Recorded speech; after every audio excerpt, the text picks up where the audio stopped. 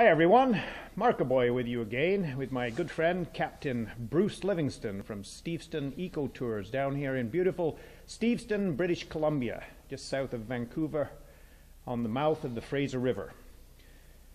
We're standing inside the Britannia Shipyards boat shed. The ways are just over here to our left, and Captain Bruce is going to give us a tour of this incredibly historic site that displays all sorts of woodworking machinery related to the marine industry. You history buffs, you maritime history buffs, you're going to love this.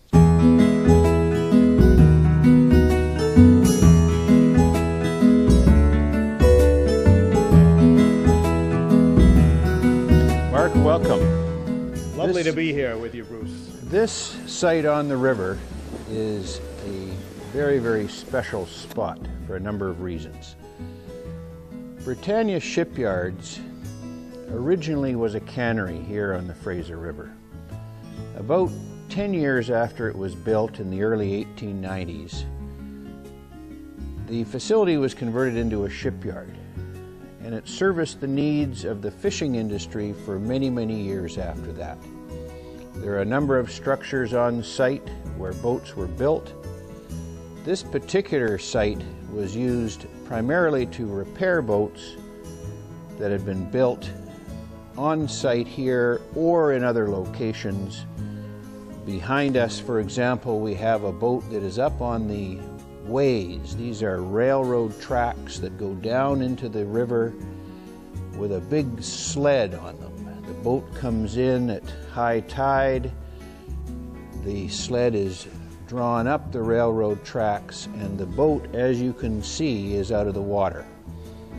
The particular vessel that is being worked on right now by volunteers here at Britannia Shipyards National Historic Site in Richmond, British Columbia, is the Fleetwood, which is one of the last rum running boats. Oh, wow. Mark, do you know what rum runners are? Well, why don't you tell us, Bruce?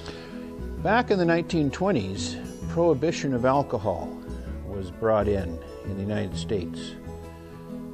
That would be your Al Capone Chicago. Well, exactly scene. right. Exactly right. But here on the West Coast, certain entrepreneurs, we shall call them, independent businessmen, creative people. That's right. Would buy boats like we have behind us here, put huge aircraft engines in them, fill them up with cases of whiskey, and run them in the dark down to the United States. Wow. Remote beaches on Washington State would receive cases of booze. And I assume in the day, this is long before drone surveillance became. There was no such thing as drone surveillance. There were only cops out there searching the coastline. No homeland security. Before the days of that. Well, the days of that. When wooden boat repair yards down in Cole Harbour near Stanley Park in the city of Vancouver were being wiped out for condos, city staff went in there and bought that equipment. They were picking up that equipment knowing that this site one day would be restored and open to the public, and it's that equipment that we're going to take a look at right now. We are now in the wooden repair and manufacturing room at Britannia Shipyards National Historic Site. I say room because it's a cavernous site, originally part of the Britannia Cannery, but now it has been open to the public to display the type of work that went on to support the fishing industry in the last part of the 19th century and the beginning of the 20th century up to about the Second World War, when wooden boats started to get phased out a little bit. But what happened was here, the boats were repaired, parts were manufactured, different things were done. As an example, here in the vise is a wooden steering wheel made from oak pieces being manufactured right here in this very building. Lathe-turned spindles, frames, all constructed, different sizes as you can see, with different parts, all made here and then assembled for the fish boats and the tugboats and other wooden vessels that plied the coast at this time. Other parts of this room display equipment and tools that are typical of what were found up and down the coast in shipyards and repair facilities that supported the West Coast fishing industry and other shipping along the coast. We're here now in the engine room, or the engine repair room, of the Britannia Shipyards National Historic Site heritage structure built out over the Fraser River. As a matter of fact, right now I can look down through these floorboards and see river flowing along underneath my feet. These structures were built up and down the Fraser River and up and down the coast. The forest was hard to construct buildings in. The mud flats, the river estuaries were the easiest spots to build. That's where this site was built, over the mud flats on the banks of the Fraser River in Steveston.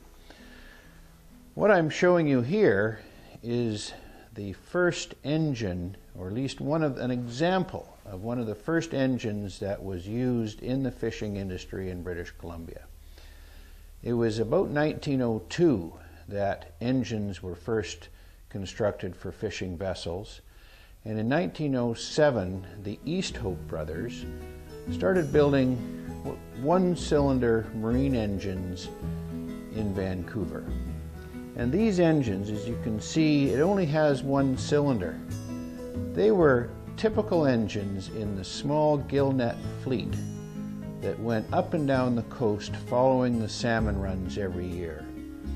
Those of us that grew up on the shores of British Columbia remember those fleets going up to the fishing grounds. We heard them coming before we saw them. The distinctive put, put, put, put, put, put of that Easthope engine with a little bit of exhaust coming out the side signaled to us that the fishing season was underway and the fleet was heading to the fishing grounds. These engines later were made a bit more sophisticated. Two-cylinder Easthope engines were developed, more power, more efficient, less noisy, and later big diesels like this Gardner diesel engine right behind me. They started to provide the propulsion, at least the power, for those larger fishing vessels that were constructed as the industry progressed through the 20th century. We're now going to leave Britannia Shipyards National Historic Site. But as you can see, there's an awful lot more here to explore. There are other buildings, there are other displays, there are other stories to tell. And we're going to return, and hopefully you will too.